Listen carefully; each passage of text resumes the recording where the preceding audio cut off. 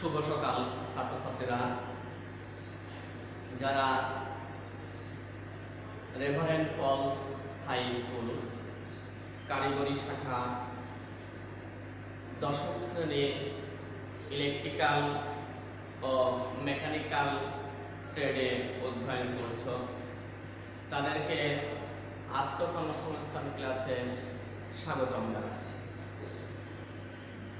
আমি তোমাদেরকে যে চ্যাপ্টারটি পড়াচ্ছিলাম, সপ্তম অধ্যায় লেনদেন ও হিসাব রক্ষণ, আমরা উক্ত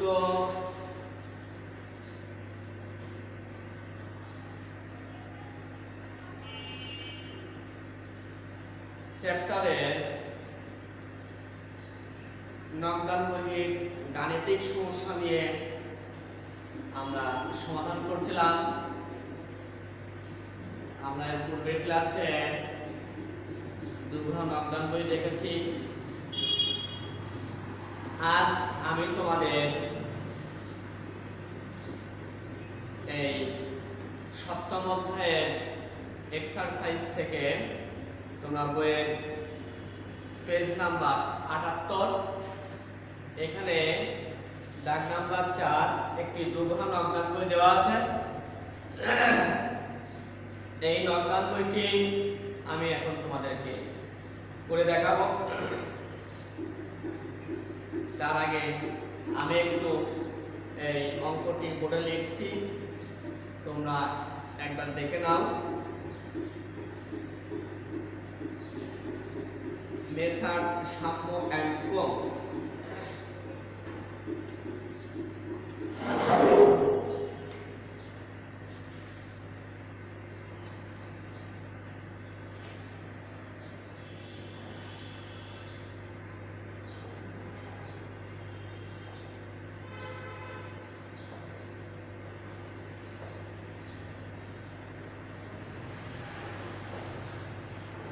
মেসার্স সাম্য অ্যান্ড কোং এর নিম্নলিখিত লেনদেনগুলো অবলম্বন করে একটি দুগ্রহ নকদান বই প্রস্তুত করো। 2008 ইংরেজি নভেম্বর 1 তারিখে আছে হাতে নগদ 7,000 টাকা এবং ব্যাংক জমার উদ্বৃত্ত 11,000 টাকা।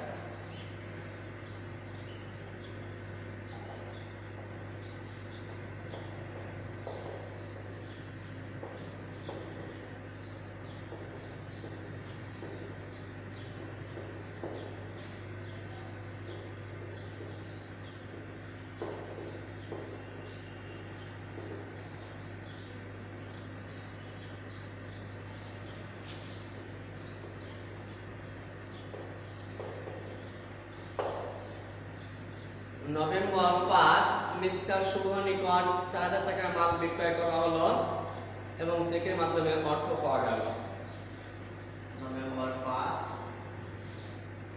মিস্টার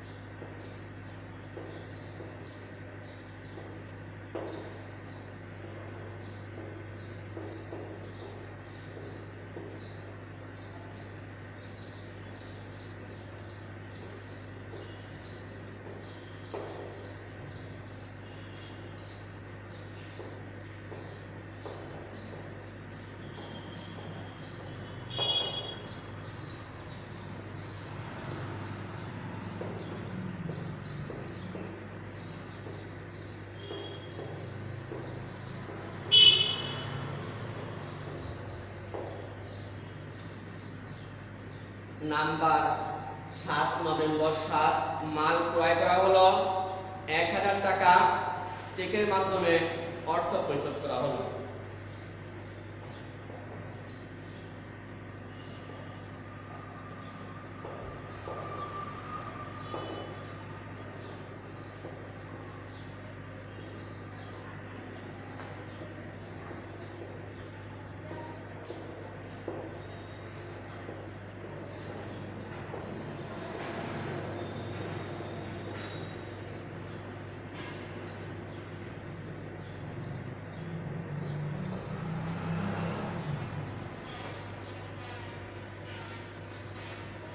নভেম্বর 10 ব্যাংকে জমা দেওয়া হলো 2500।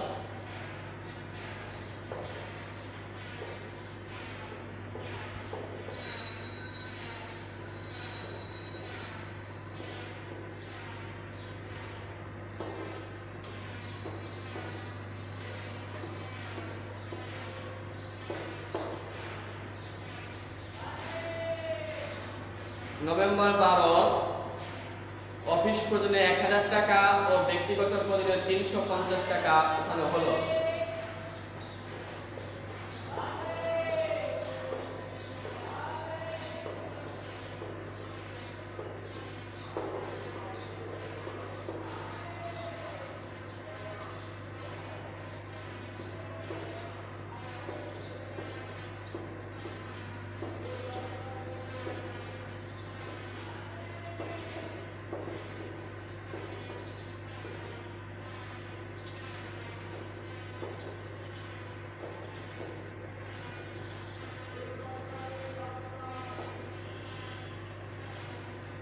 নাম্বার 19 শরীফ ব্রাদার্সকে 1000 টাকা পরিশোধ করা হলো।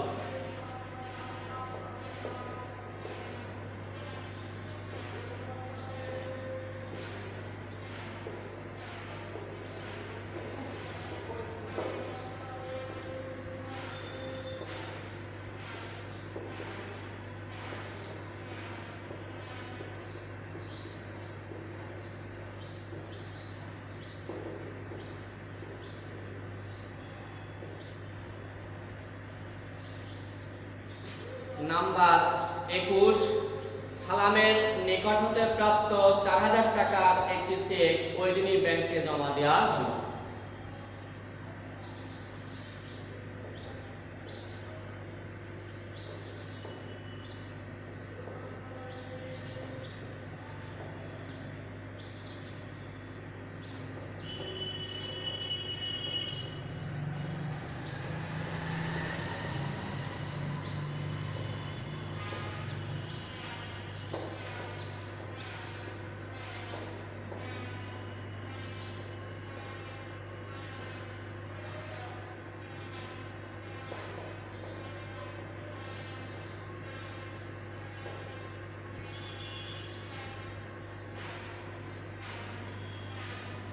নভেম্বর 27 ভাড়া বাবদ 200 টাকা ও বেতন বাবদ 1000 টাকা চেক দেওয়া হলো।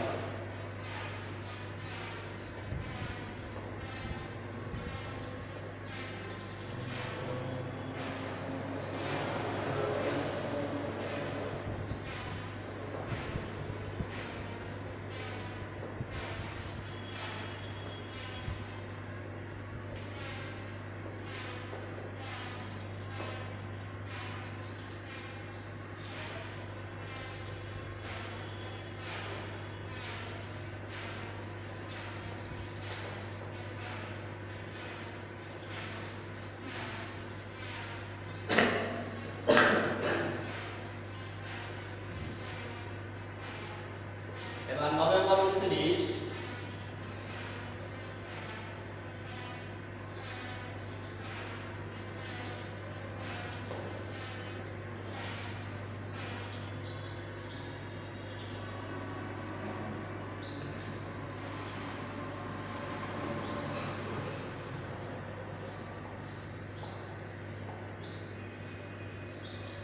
ব্যাংক কর্তৃক মঞ্জুরিকৃত সুদ 100 টাকা।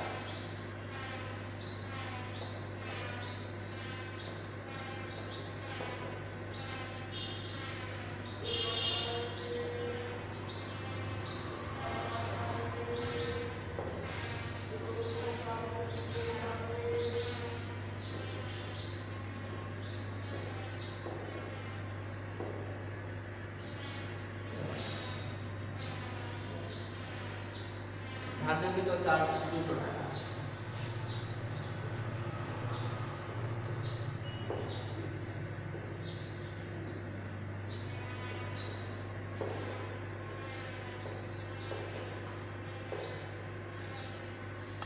তোমরা একটু অঙ্কটা ভালো করে দেখে নেবে।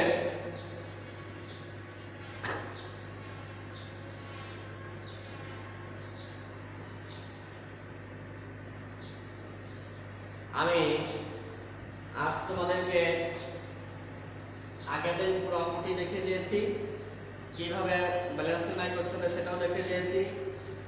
আজ আমি ব্যালেন্সিংটা বাকি রাখবো, তোমরা বাসায় এটা প্র্যাকটিস করবে, করে আমাকে ইনফর্ম করবে, ফোন দিবে। আমি দেখবো যে আসলে তোমরা কতজন পারলে।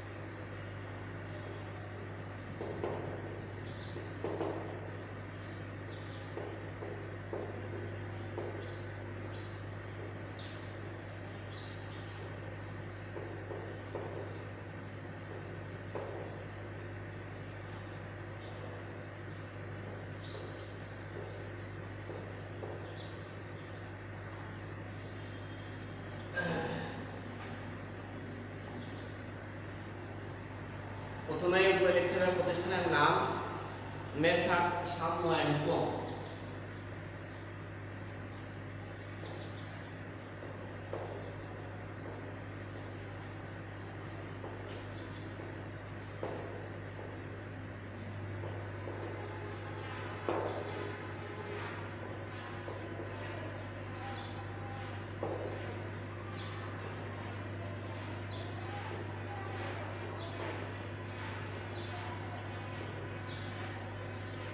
মেসার্স সাম্য অ্যান্ড কো এর দুঘরা নকদান বহি।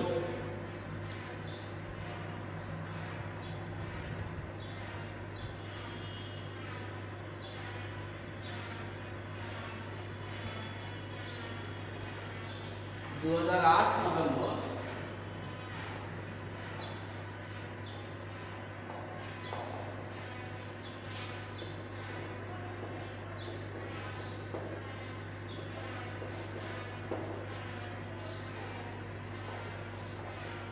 এক থেকে যেটা আছে হাতে নগদ এবং ব্যাংক জমা লিখবে ব্যালেন্স বিডি।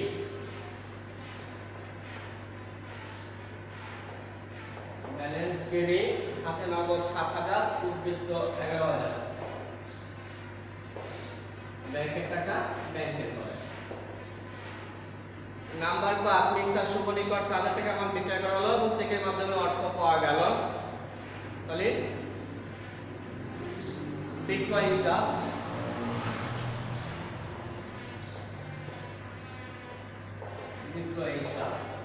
চেক পাওয়া গেল ৪০০০ টাকা। চেক পেলে নগদ টাকা শামিল, নগদে ফেরত। নাম্বার ৭ মাল ক্রয় করা হলো ১০০০ টাকা এবং চেকের মাধ্যমে পরিশোধ করা হলো। ৭ ক্রয় হিসাব ১০০০ টাকা চেক প্রদান করেছি, তাহলে আমাদের ব্যাংক থেকে টাকা চলে যাবে। এজন্য আমরা ব্যাংকে করে লিখে দেব ১০০০ টাকা। ১০ ব্যাংকে জমা দেওয়া হলে কোনটা হবে? ব্যাংকে জমা হলে ব্যাংক হিসাব ডেবিট, নগদান হিসাব ক্রেডিট। এই নগদান টাকা আমরা ডেবিট পাশে লিখব, নগদান হিসাব এখানে কাউন্টার সি, এখানে ব্যাংক হিসাব, এখানে সি লিখতে হবে 10 তারিখ 2500 টাকা, 10 তারিখ নগদ টাকা ব্যাংকের ঘরে, ব্যাংক টাকা নগদের ঘরে 2500 টাকা। এবার আসি 12 অফিস প্রয়োজনে 1000 টাকা এবং ব্যক্তিগত প্রয়োজনে 350 টাকা উত্তোলন করা হলো। যদি অফিস প্রয়োজনে ব্যাংক থেকে উত্তোলন করা হয় তাহলে এটাও কোনটা হবে? নগদ হিসাব ডেবিট, ব্যাংক হিসাব ক্রেডিট। দেখুন ব্যাংক হিসাবের পাশে ব্যাংক হিসাব, নগদ হিসাব, এখানে নগদ হিসাব। অফিস প্রয়োজনে ছিল এখানে 1000 নগদ টাকা ব্যাংকের ঘরে আর ব্যাংক টাকা নগদের ঘরে 1000 টাকা। ইহা আসলে আবার ব্যক্তিগত উত্তোলন, তাই এখানে উত্তোলন হিসাব, ওটা সরাসরি ব্যাংকের ঘরে চলে যাবে 350 টাকা। তারপর আছে শরীফ ব্রাদার্সকে 1000 টাকা পরিশোধ করা হলো 19।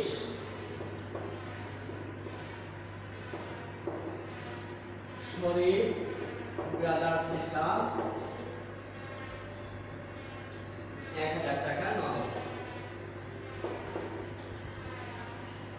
নাম্বার 21 সালামের নিকটতে প্রাপ্ত 4000 টাকা চেক ওই দিনই ব্যাংকে জমা দেওয়া হলো।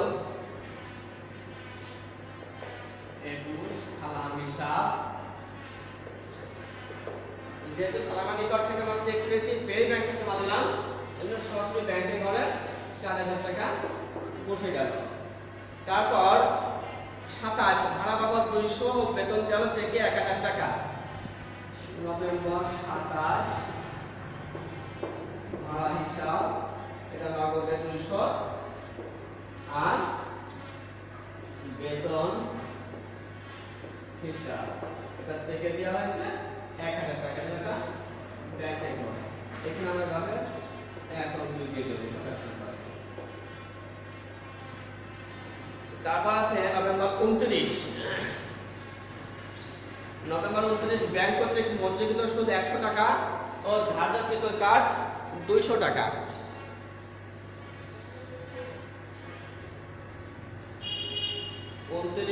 ব্যাংক চার্জ হিসাব,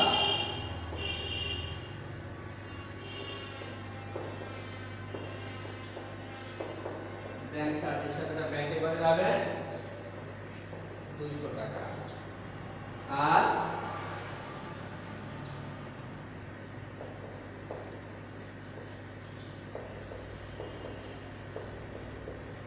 ব্যাংক সুদ হিসাব এটা আমরা পাচ্ছি, এটাও ব্যাংক আমাদের ব্যাংক হিসাবে জমা করে দিল, জন্য ব্যাংকে করে বসবে। এটা এই আমাদের গাণিতিক সমাধান হয়ে গেল। তোমাদেরকে কাজ দিলাম আমি যে এর ব্যালেন্সটা তোমরা বাসা থেকে বের করে আসবা। আমরা জানি নভেম্বর মাস 30 তারিখে শেষ হয়, এই জন্য আমাদের ব্যালেন্স 31 নভেম্বর ব্যালেন্সটা বের করব। আমি দেখতে পাচ্ছি যে এই পাশটা বড় আছে, তার মানে আমাদের এই পাশে যোগ করে নামাতে হবে।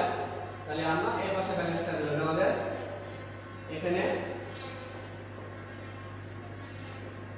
ব্যালেন্স সিডি বসবে। তোমরা এবার যোগ করে নিজে বসাবা, বসিয়ে এই ব্যালেন্সটাকে এখানে নিয়ে বিয়োগ করে এই ব্যালেন্স সিডি বের করবা। সেটা আবার পরের মাসে 1 তারিখে দিয়ে ব্যালেন্স বিডি হবে। আমি তোমাদের কাছ থেকে শুনতে চাই যে তোমাদের ফিডব্যাকটা কেমন, তোমরা প্রত্যেকে বাসা অঙ্কটি করে ব্যালেন্সটা কত বেরোলো এটা আমাকে জানাবে। তা তোমাদের কাছে আমার একটাই দাবি যে তোমরা অবশ্যই অঙ্কটি বাসায় প্র্যাকটিস করবা। তোমাদের পাঠ্যপুস্তকের পেজ নাম্বার 78 তোমরা আরেকটু দেখে নিও। আর আমি আজকে ক্লাস এই পর্যন্ত শেষ করছি। সকলে ভালো থাকো, সুস্থ থাকো, ধন্যবাদ।